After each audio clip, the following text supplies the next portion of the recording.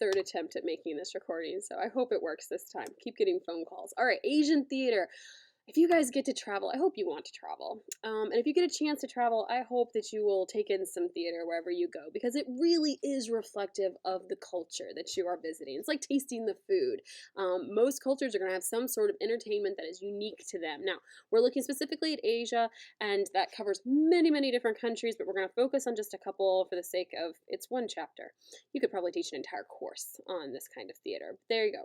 We're going to start in India. Now, similar to the Romans and the Greeks, you're going to see a lot of things done in temples, reflective of the religion, Hindu, devoted to Shiva and that sort of thing. Similar to English theater, you're going to see men portraying women's parts. Actually, children were recruited at 7 and 10 years old to come in and learn how to do this sort of performance.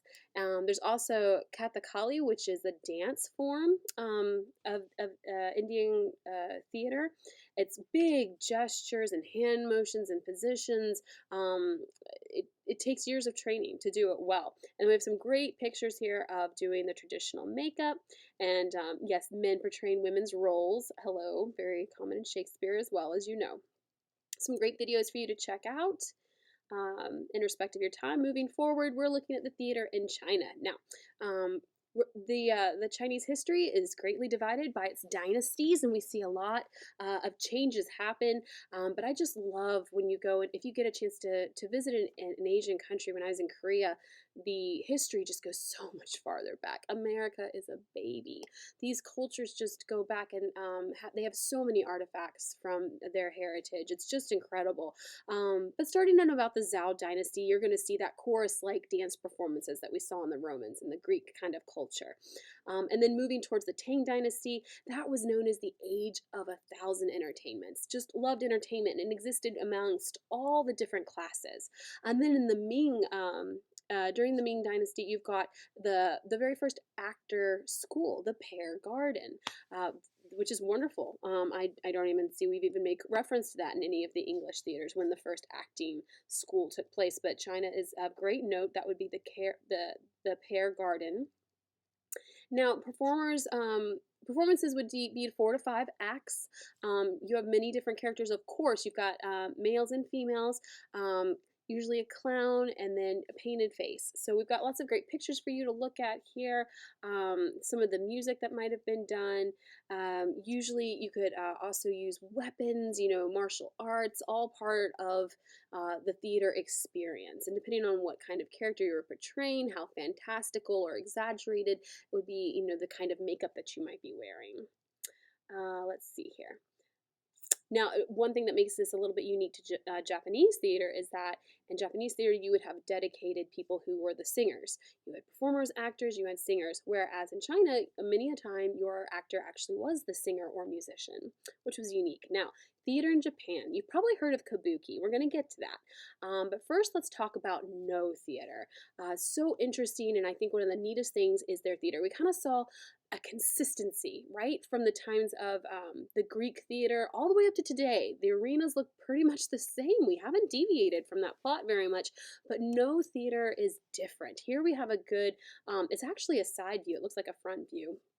And it kind of is, but you've got this bridge over here that leads to the dressing rooms that are going to be over there on our left, there, right. You have a chorus that would usually be over on this side, and your audience would only be on 2 sides. So about here in the front and on the sides over here. I'm going to move over. There's a good aerial view on the next page. I hope you guys get to. There you go. So you see where our audience is just on 2 sides, chorus, your musicians up there on the stage, nice and proud. The bridgeway to get to the actor's dressing room and changing rooms here. Let's see. This lists some different kinds of characters that you could see. And we're going to move on to Bunraku theater. The puppets. Move over, Jim Henson, because the Japanese have been doing this a very long time. So, and they kind of have that quirky look that puppets do, don't they? Here we have the manipulators and performers are in black, but we see you. But no, so we've got this is really neat. And some of them are different styles, but these ones you can see have gimmicks with them where you can open the mouth, change the eyes, different things to kind of make the puppet manipulate a little differently. But But that is another style, very prevalent. Uh, but then we're moving on to kabuki. Now, Bunraku and kabuki theater kind of came along and developed about the same amount of time. They also, both of them, dealt with more mature issues sometimes, a little bit more adult material, shall we say.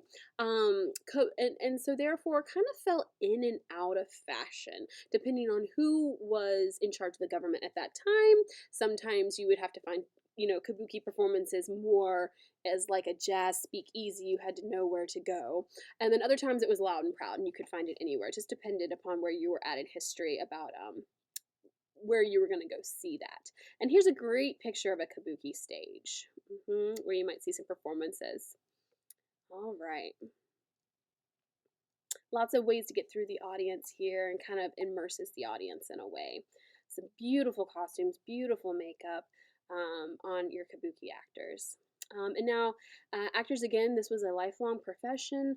Typically, you would come you'd come from a variety of schools and styles. So you could come into a performance and you would have different kinds of disciplines on how to do this. Kind of like ballet has many different styles, but they can still work together. You just have to be a little bit flexible. And it was definitely a matter of reputation that you could live up to your name as an actor that could portray different kinds of parts.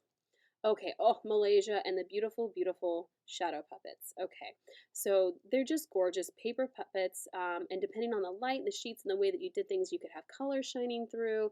Here's some beautiful ones with orange kind of looks to them.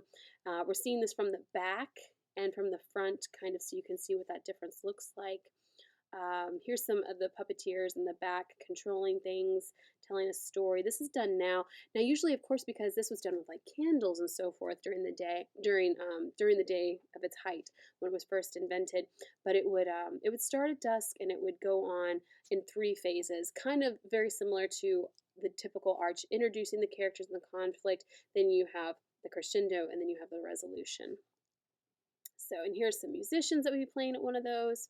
So here's just some really great examples. That was kind of a quick go through, but a fascinating chapter with fascinating cultures. Don't forget to take your quiz, and you do have assignments here at the end.